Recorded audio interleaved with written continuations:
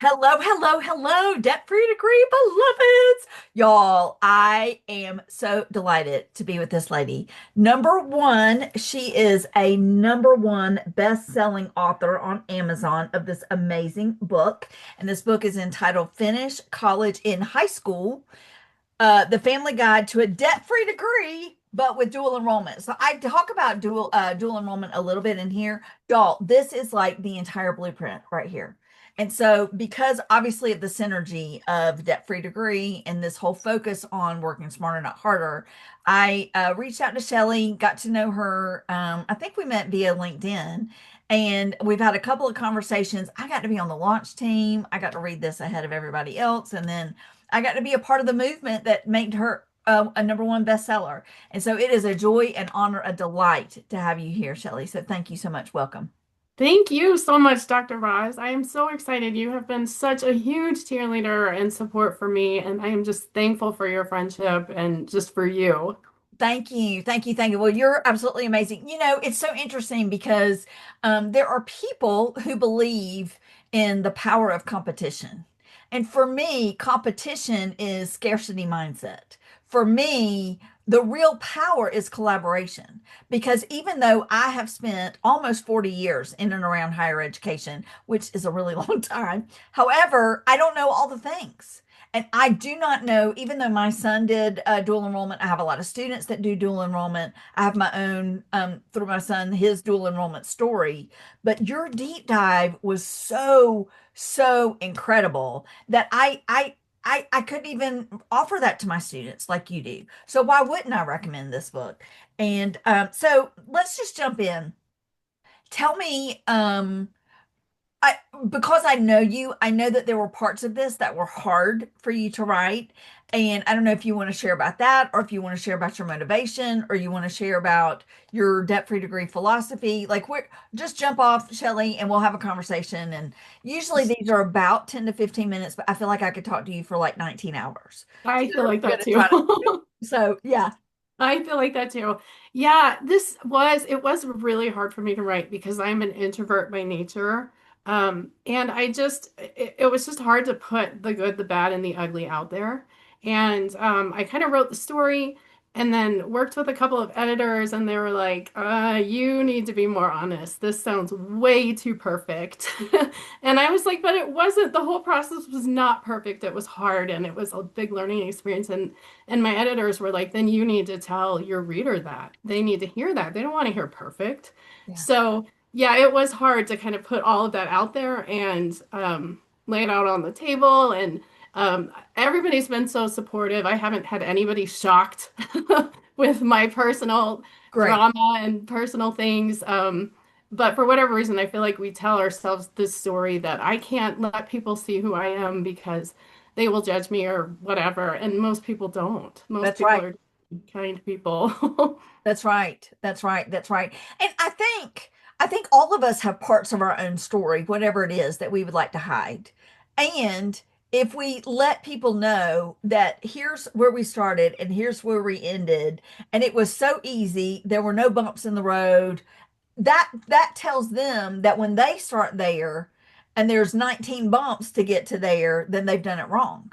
But with your transparency, you let every student who's currently in high school, you let them see like it's okay to struggle, but keeping that goal in mind. And so can you talk about your debt-free degree philosophy? Yeah, so both of my daughters graduated from college a week before finishing high school, and it cost us nothing. They are not geniuses, they're not valedictorians, they are just regular kids. One has a learning disability and has always required extra support with academics, and she was able to do it. So I firmly believe that if any child wants to do dual enrollment, they can do it and they can be successful at it. And that's why I just kind of wanted to write that blueprint so that any parent, any family, any child wants to give it a try, they will have all the steps to get there, and they will kind of learn from all the things that we did wrong and the things that we did right, but they'll just have that map right in front of them and be able to do it and be really successful. Yeah. Yeah, yeah. And it's important to remember. Yeah, so my son's dual enrollment story is he attended a high school that was designated an AP School of Excellence. And so it was about 3,200 students in his high school. Wow. And they had, at that time, they had less than 100 students doing dual enrollment. And because I had been in and around higher ed, I knew that it was free to us and that he could start his college and all of that. Well, because they were an AP School of Excellence and because of that he would have, been on that AP track, they kept wanting to push him there. Now, if he had wanted to go to, an Ivy League or, a different institution, that might have been different. But he wanted to stay in state in Georgia because we have something called the Hope Scholarship that if you graduate from high school with a certain GPA, you either get free tuition and fees at any in-state institution or 90% of your tuition taken care of. So it Wow. really is beneficial to stay in state. And so he knew that going in. And so I had to really push for him to do dual enrollment. And one of the requirements was you had to attend a parent meeting in like February before they would do dual enrollment in August. And so if you missed that meeting in February, well, then too bad you can't do it. And so we did attend the meeting in February. I would say 98% of all the parents there were parents of students who were going to do technical degrees, like, welding or car mechanic or something like that. Phenomenal degrees. And that's a different discussion for a different day, why, we collectively are so disparaging sometimes of those. And I'm like, no, I'm Right. your biggest fan. Me However, too. that was not my son's track. And so I could probably count on one hand how many students were doing dual enrollment to get an associate's degree to go on to get a bachelor's degree because they were so zoned in on AP. And so did you find that in your daughter's school? Yes, Okay. that is, and that's still, I mean, I consider that a problem that we're pushing so hard that AP and then IB is the other one. And the schools are just pushing that, pushing that, pushing that on kids, and it really isn't the most beneficial thing for most kids because you discovered it because you've been in higher ed and you kind of knew, but those classes, it's really hard to get those to transfer for full college credit. So they are year-long classes. Only about 20% of kids will get a full year of college credit for those. Some kids will get none. Mm-hmm. And I know there are a lot, I meet parents all the time who say, I took those darn AP classes and got nothing for it. And they also paid for those classes and paid to take the test Mm-hmm. and didn't Mm-hmm. get any college credit. With dual enrollment, all you need is a C to Mm-hmm. get a full semester of college credit for a full semester class. Mm-hmm. So it is for most kids, and it's completely free in most cases, or very, very, very low cost. Mm-hmm. So for most kids, it really is, I mean, in my opinion, the very best option Yeah. for getting college credit in high school. And I know you know that too, because you've been in this industry for a long time. Well, I love your this tagline, the family guide. Family is key here to a debt-free degree with dual enrollment. You're actually finishing college before you finish high school, and so I don't know many students that can do it without supports around them. So whether it's your family, your chosen family, your beloveds, however you want to call them, but I do think high school students need that support. So what are your tips to help those family members start this process and really yeah, because I hear a lot of students will do it like their senior year of high school, which is great, but they're not finishing their associate's degree their senior year of high school. So how early do you start and what tips do you give families? Yes, this is such a great question. And we've talked about this before that families really need to start thinking about this in middle school, maybe even earlier. But really, I'm it gonna is give you a seeing. pom pom for that because yes, Yeah. I've been saying that for years and years and years. Thank you. Yes, it is huge. But I also want to tell families if you didn't start, don't panic. Yes, excellent. You That's good too. you can still, even if it's senior year, they can still get some credit. But the very best thing is for parents to start thinking about this very, very early. Mhm. And then whenever you feel like your kids are ready to start taking classes, let them start and have them start with something they really enjoy or something that comes very easily, naturally to them. So um, we don't want to start them out in college calculus unless they are a math whiz. Yeah. But really, and then once they kind of learn how to do it, they're going to gradually get more and more comfortable with the feel of college classes, the rigor of college classes, and then they can start taking the more challenging things, or maybe the less appealing Hmm. classes. Hmm. But I recommend kind of starting there, and like I said, starting early. So both of my kids, I felt like they were ready by about their sophomore year. We Hmm. didn't start freshman year. Lots of kids do, and that's great. But I didn't feel like mine were ready. And so they started sophomore year and then gradually took more and more. They both started with two classes and then would gradually add more and more college classes as they got more comfortable. And Hmm. then so that way by the end, after doing that for 3 years, they were able to graduate with an associate degree. So the school that your kids, your daughters attended, was it a 4-year institution, a community college, a technical college? Yeah, so mine both did it through the community college and Okay. then took all of those classes and transferred them into a 4-year university. Okay. The nice thing about Colorado is we have, and the majority of states do this as well, but we have guaranteed transfer classes. Excellent. Yes. So, yeah, so we Yeah. knew that they weren't just spinning their wheels, they were taking classes that we knew would transfer into a Colorado 4-year state university. Excellent. Excellent. We don't have that necessarily, but we have what's called transfer articulation. So again, begin with the end in mind. So and actually my son did dual enrollment at a local, it was a local 4-year institution, but that's not where he went for his 4 years of college. But we knew because it was all in-state system that we knew which ones would transfer and give him credit. So we made sure, so sometimes it seems like it's going to be easy, but it's not in every state. And so your daughters were in online classes, in face-to-face classes, or community college professors came to their high school. How did that work? Yeah, so they did all of that. They did some online, they did some on the community college campus. They did some where the professors would come to their high school.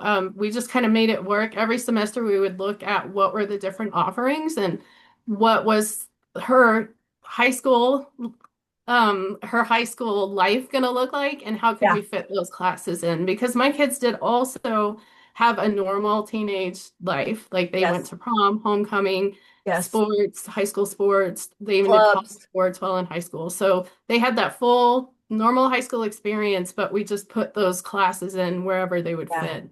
Yeah. Yeah. So when you were thinking about your daughters and them being ready, I mean, obviously we're thinking about academics. There's also, are you ready in terms of independence? Because being on a college campus in any setting, whether it's the professor comes to the high school, which is kind of the least, that's like the lowest barrier of rigor in terms of like emotional Right. support and that kind of thing. But certainly to be on like I have dropped you off on this college campus and you've got to navigate to this building and be in this class where maybe you're 15 or 16, but the majority of people are 18, 19, or 20, and then there are some that are non-trads that are in there that might be 30 or 40. And so you've got, like, how do you prepare them? Not I mean, the academics are one thing, and we kind of all know about that, but how do you prepare them for the social aspect and all of that?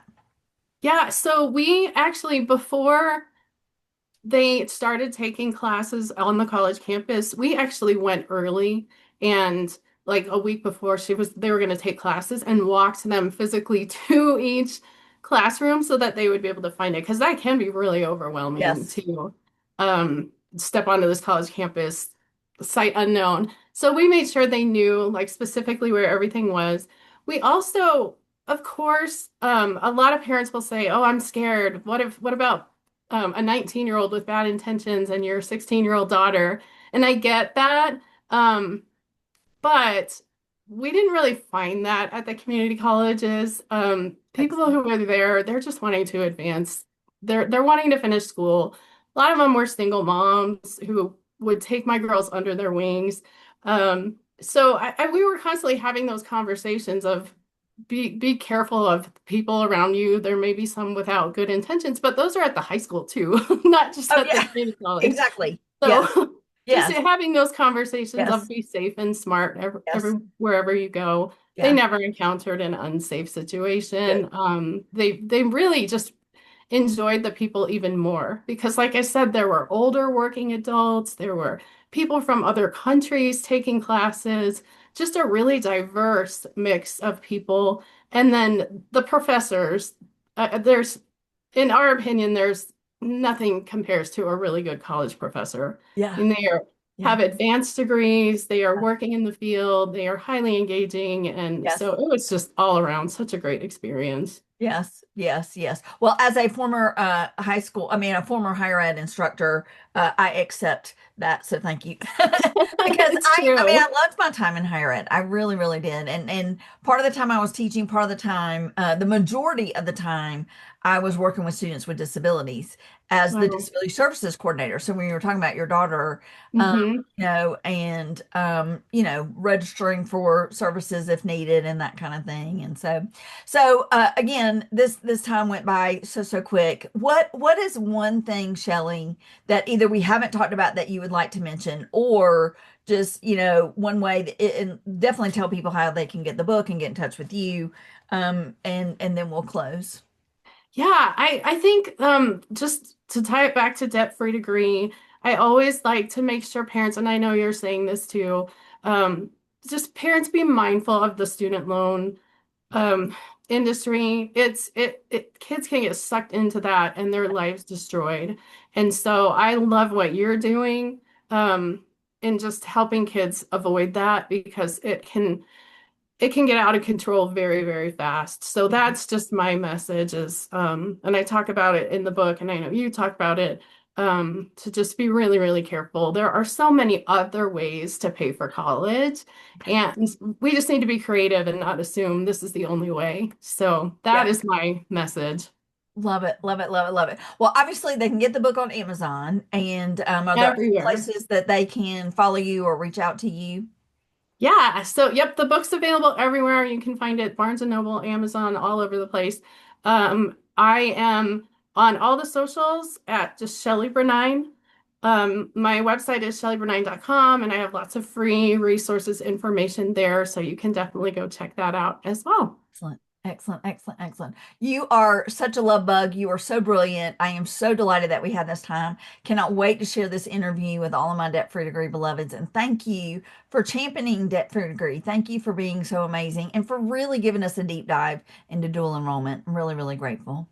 Well, thank you. The love just goes right back to you, Dr. Roz. Well, appreciate that. All right, debt free degree beloveds, what a great conversation. And if y'all are thinking about dual enrollment and you're thinking, oh, it's too early, it's too late, none of those two things are true. So reach out to Shelley, grab her book, and y'all, let's figure out how we can love ourselves enough to say no to student loans and yes to financial freedom. Until next time, y'all, see you soon. Bye bye.